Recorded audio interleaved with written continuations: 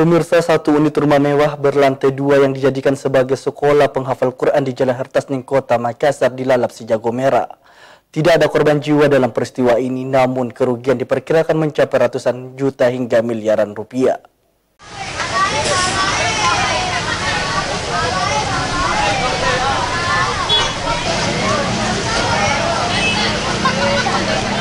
Kebakaran hebat melanda satu unit rumah mewah berlantai 2 yang sekaligus dijadikan sekolah tahfiz dan wudhu di Jalan Hertasning, Kecamatan Rapocini, Kota Makassar, Kamis malam.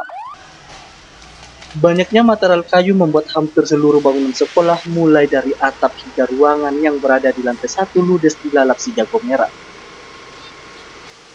Tercatat ada 11 armada dinas pemadam kebakaran yang silih berganti tiba di lokasi untuk memadamkan kobaran api tersebut.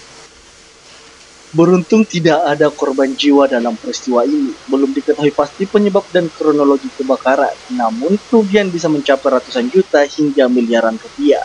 11 armada yang kita luncurkan, saya kira kita masih membutuhkan lagi, kita tambahkan lagi melihat situasi yang ada. Karena sampai sekarang ini masih dalam proses pendinginan. Jadi saya kira di dalam ludes terbakar semua ruangan, ya,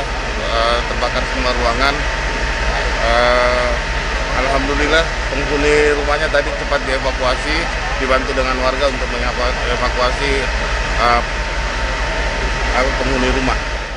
Tercatat total 11 orang penghuni sebanyak berhasil selamat, diantaranya 8 orang santri dan 1 orang ustaz pengajar dan 2 orang syekh. Rusmawan Dirara, Slebes TV.